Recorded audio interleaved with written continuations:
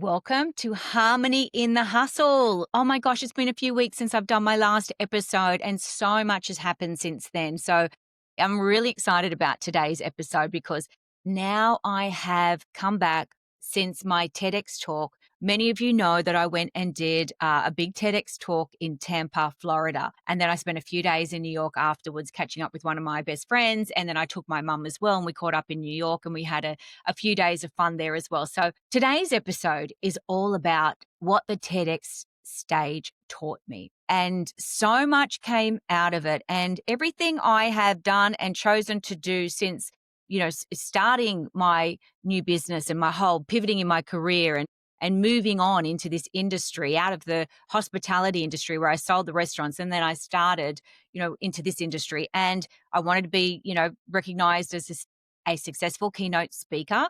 And I wanted to build my own business and my brand. And I wanted to help other women who are in midlife, who are wanting to pivot in their careers, to find out what their next steps are. And so I created the Next Chapter program.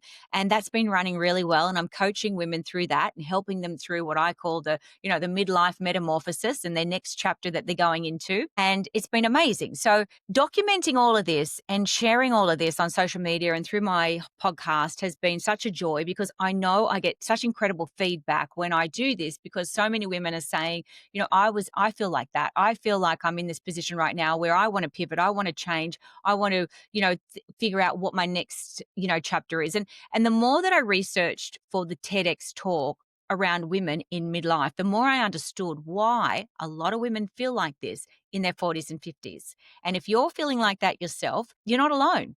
A lot of women are feeling like this. They feel like, what's next? Is this it? I feel like I could do more. I want more for my life. And you want that unapologetically. So that's what I spoke about in my TEDx talk. So my TEDx talk was called The Midlife Advantage: Why Your Greatest Success Can Come After 40. And I really believe that is true, because I'm living proof of that. And the more I see it around me, the more I understand more women are rising in midlife. They've just done the Harvard Business Review study, and they found that women 40 plus are the fastest growing group of entrepreneurs in the world.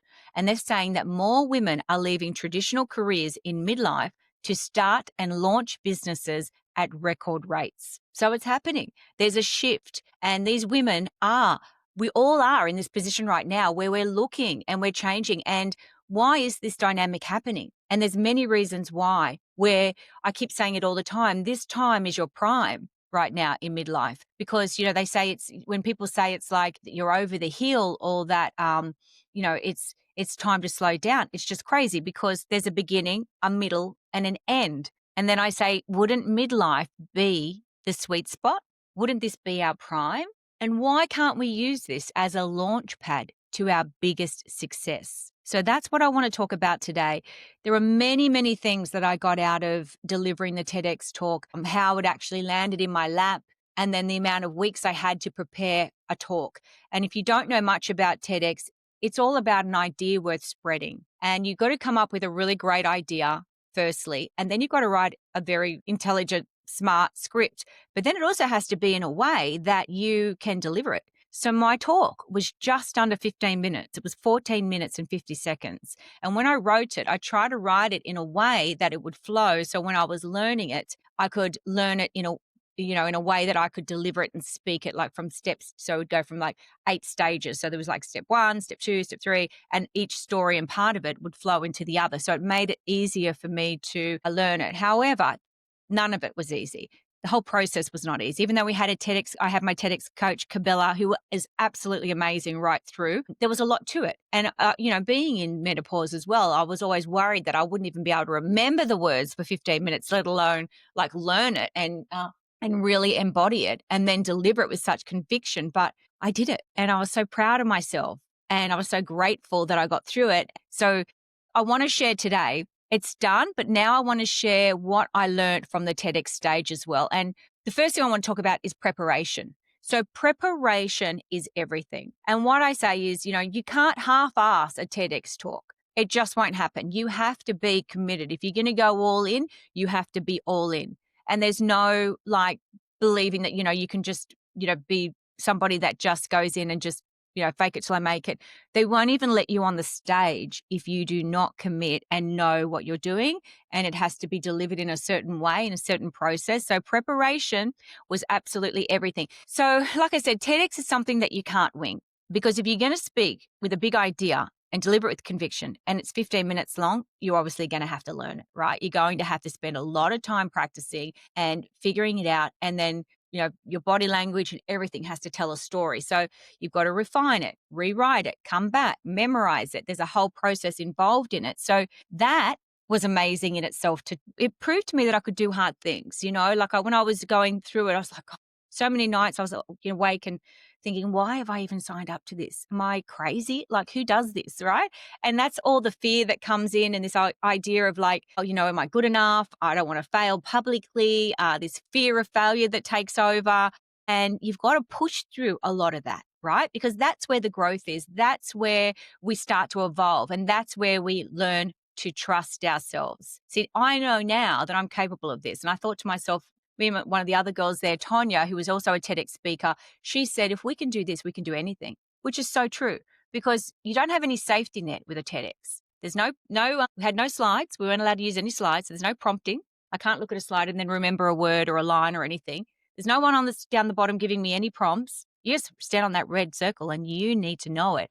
So it was just me delivering my story and my point of view, my idea worth spreading to the audience. And the fear of failure is this thing that I spoke about, this is the thing that holds most people back, is that fear of failing, and that fear of failing publicly. And I guess what I want to say about that is, yes, of course I had that. I had this fear of failure. I had this fear of like not remembering my lines. What would I do if I stood on the stage and I had a complete blank, right? And there was a few times that happened, but then I would take a deep breath and calm myself and take a pause, and then it would come back. So I worked on learning how to just, the script, Angela, calm down, take a deep breath, pause. What did I just say? And then the next line would come, right? So that was something that I learned through it as well, that I can do that too and trust myself. But like I said, the thing that holds most people back is this fear of failure, especially when you declare a goal publicly, like a TEDx talk. And I brought a lot of people along with the journey. So I was making myself accountable, and I had nowhere to hide with any of that. It also proved to myself that when I wrote this script and I did the research, that, I was talking about my story, my lived experience. And I always, part of my, my backstory and things that I've had to work on over the years is that I'm not smart because I didn't go to university. That's something I sort of convinced myself along the way. I don't think that anymore.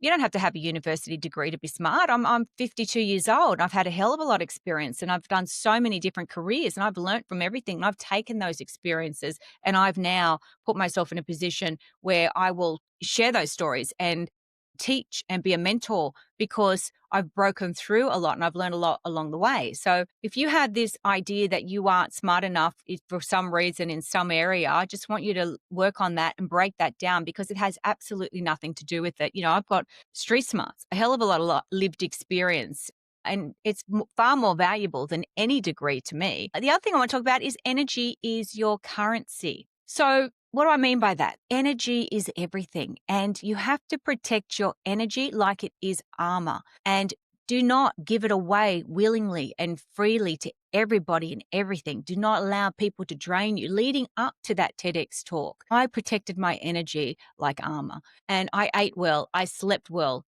I really cut back on alcohol and, meditating. I visualized myself succeeding. One of the biggest things I did was I would do a meditation at night. I'd do a meditation first thing in the morning at 6 a.m. in the sauna. And I was seeing myself walking on that stage, delivering that talk with conviction, people laughing at my jokes, people, experiencing that whole journey with me, enjoying and acknowledging what I was saying, engaging with the audience and getting like the connection with them. And then I visualized myself walk with people clapping and then saying, thank you, walking off that stage. And I visualized myself saying, that was a triumph. And that is exactly what happened. What I visualized happened. So I had seen myself first go, I had actually visualized it, and it does amazing things for you. So I really encourage you, if you're wanting to do something or you're you've got a goal that you're setting, see yourself doing it regularly, see yourself succeeding, see yourself doing what you're wanting to do. Visualize that, visualize the experience of other people around you, and then visualize yourself walking off and how you feel afterwards. The feeling and the emotion is everything. So I remember walking off there and saying those words, it was a triumph. And I remember texting one of my friends because she just texted me the minute I got off the stage, how'd it go? And I wrote, it was a triumph. I wrote those words, texted them, and I knew it. I just knew that it had done well. And I really believe it was because I had set that up in my mind and I had walked it through so many times in my head and I saw myself achieving it. So just a little tip there to definitely visualize it and see yourself do it. Protect your energy at all costs. And it did allow me to perform at my best. Okay. So when I was there, like the night before, I didn't sleep very well, to be honest with you, but I was prepared, I protected my energy and I was there and I was present in the moment. Okay. The next point, bring people along with the journey. Now I shared it on shared it on social media publicly that I was, first of all, I shared that I was going to pitch for a TEDx talk. I did a talk on my podcast. I put it on my website that I've pitched. A couple of places I got knocked back from. I shared that as well. I didn't get, like, people say you don't want, oh no, in Australia especially, I got knocked back on 2 TEDx. I got knocked back on another one in New York, and then I ended up getting the one in Tampa. I also was told, don't be surprised if you don't get your first TEDx the first year that you apply, right? So I was kind of like, I'll put it there, and if I get it, great. If I don't, it's not the end of the world. I'll apply again next year. So I shared that as well. And the fact that I got it, then I shared, oh, guys, you're not going to believe this. I can officially announce now that I did. And then through the process of learning it and days where I was trying to write it and going back and forth with the script and it wasn't doing that well, I shared that as well. And right through to me walking onto that stage and how freaking nervous I was. I shared it all. And I brought people along with the journey. And so many of you bought into it and you supported me and had my back and wanted to see me win.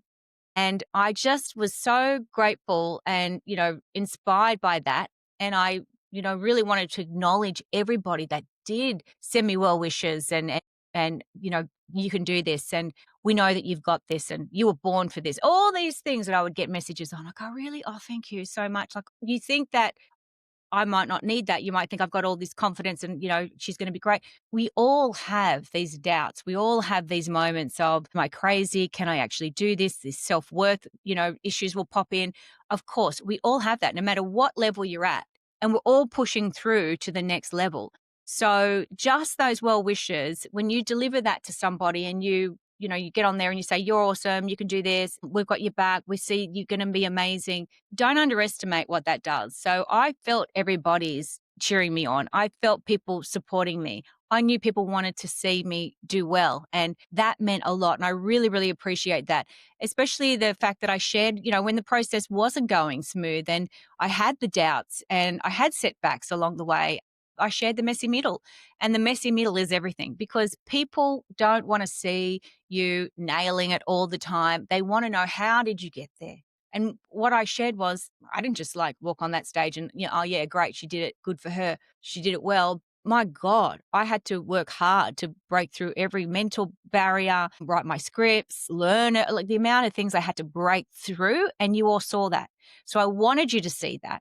Not go, oh yeah, Angela's just gone and done that. Great, good for her. No, that was a hard slog. That was like a lot. And you saw that was the messy middle you saw. So it's really important also to share that and not just the glowing testimonials and everyone seeing you doing great things and, the beautiful showcase of work. That's all great. That's all well and good.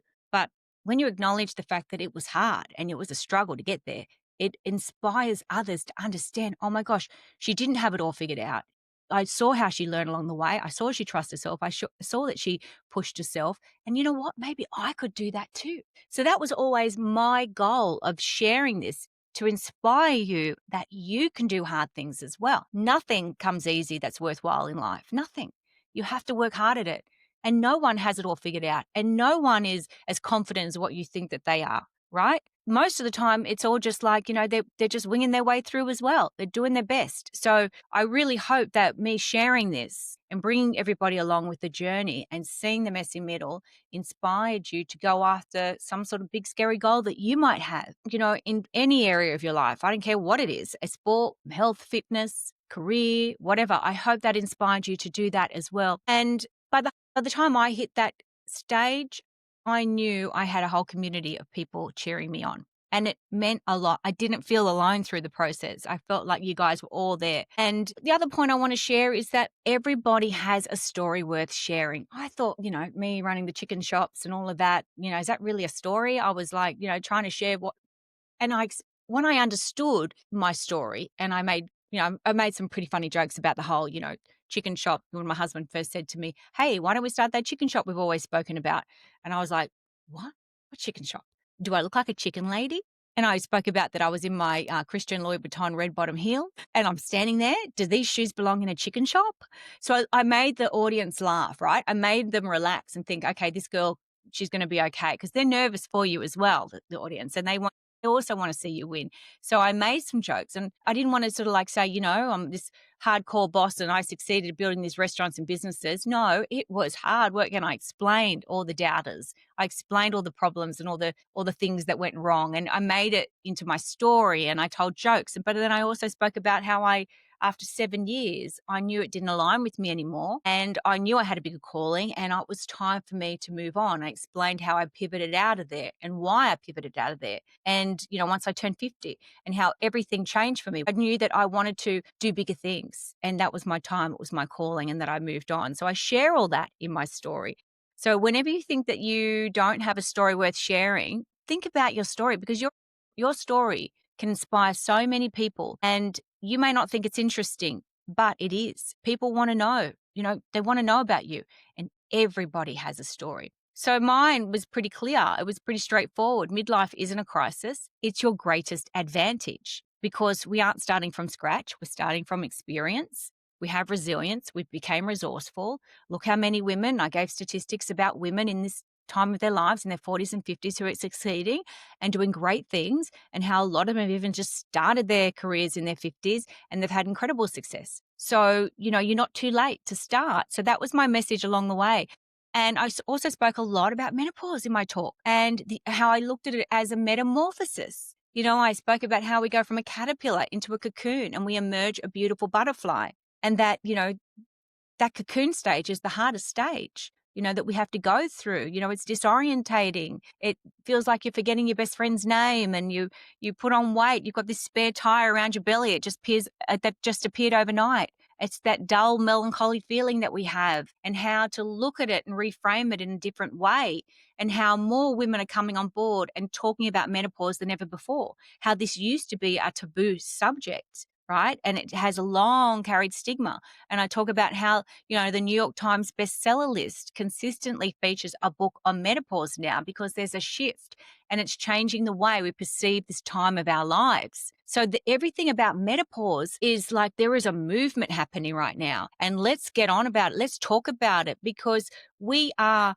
able to get help for ourselves. We're able to help, balance our hormones. We don't have to go through this alone. We can get through this cocoon stage, which is the hardest stage. We can get through it, and you can have support and help. There's so many things out there now that can help you hormonally, mentally, emotionally, physically, on every level with menopause. You don't have to go through perimenopause and menopause. And that is part of my story as well, because, there's a lot of power in it. Something when there's a movement. And right now with menopause, the movement is happening, and it's really important to be a part of it. You're not alone, because we're all going through it. So I talk a lot about that too.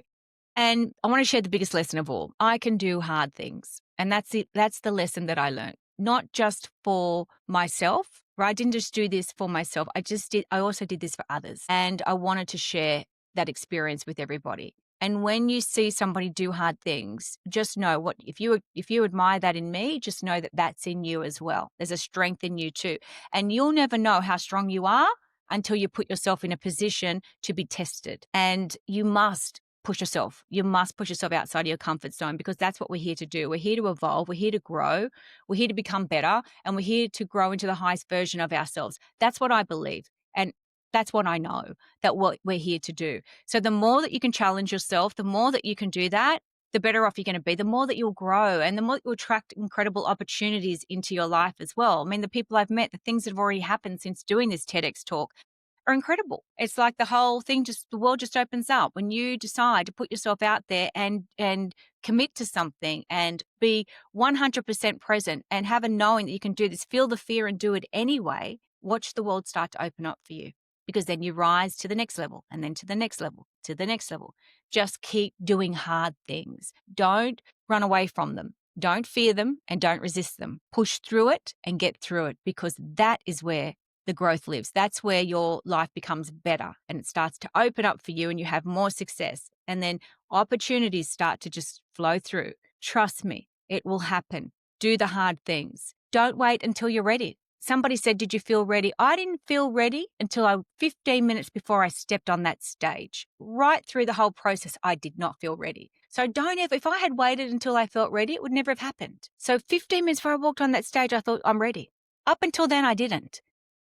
Months before, I didn't. So don't wait until you're ready, because you'll never feel ready. You'll never feel ready. Until the moment happens, you'll never feel ready. So just don't wait, okay? It's not about waiting for permission. It's about preparing yourself, doing the work. Don't wait for permission. Don't wait for the timing. Don't wait to feel ready. Just step forward and prepare and walk in purpose. And commit to something big. Prepare. Don't half-ass it. Can't bluff your way through. And protect your energy. One of the most important things is protect your energy like armor. Don't give it away freely to everybody. Don't get caught up in the drama. Don't buy into people's, crap. Just stay focused with you. If you know someone drains you, stand back, keep back from it, because you need to protect your energy at all times, especially when you're trying to push through and achieve something big. On the other side of fear is your growth, is your freedom and proof of what you're capable of. You will not know what you're capable of unless you put yourself in a position to be tested. And that is what we're here for. So I want to ask you now, what is one big scary goal that you would like to achieve by the end of the year? Write it down. And what is 2026 going to look for you? You've got a few months left of this year. What are you working on, and what is something scary that you can do to help you break through to the next level? I always say this to my coaching clients. Let's get very clear on what we can do right now. What's the next thing that you're working on? I have set myself another big goal. I'm not going to share it here right now because I've got to work out how I can get there. And it might be, a couple of years down the track. I'm not sure until this, but I believe it will happen. There's no doubt I believe this what my goal is going to happen. It's a certain stage that I want to step on, and I believe it will come to me. And if you work in quantum leaps, if you understand quantum leaps, I will bring that forward faster because I'm going to work on that, attracting that into my life. So, and again, it's about, being out there, putting yourself in the right positions, meeting people, preparing yourself. And when opportunity comes, your name will get mentioned in rooms that are full of opportunities. Trust me, it's like the written law, and it's happened to me as well. So I hope this episode has helped you. And I really want to thank again everybody that has supported me right through the whole TEDx journey. It's done now. I had a fabulous time. The talk will be out in the next few weeks. And once it is, I'll be sharing it everywhere. It has to all be approved through the TED official website and everything first. And they approve everybody's talks before you're allowed to share them out there in the world. So it's on its way, and can't wait for you all to see it and hear it. And and that goal is done. Moving on to the next, but I want to know what you're up to and what your big goals are. And I've hoped that, my journey and my story has inspired you to go after something big too. So something big and scary. So I hope that helps, and all the best. I look forward to seeing you in the next episode of Harmony in the Hustle. Bye for now.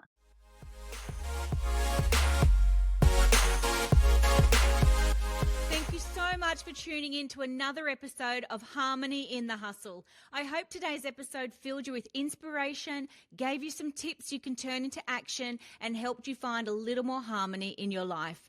If you've enjoyed this episode, please share it with a friend who could use a bit more harmony in their hustle too. And if you haven't yet, make sure you subscribe so you can stay updated with all the upcoming episodes. I truly appreciate you taking the time out of your day to listen. And until next time, stay in the harmony and remember, you've got this. See you next time.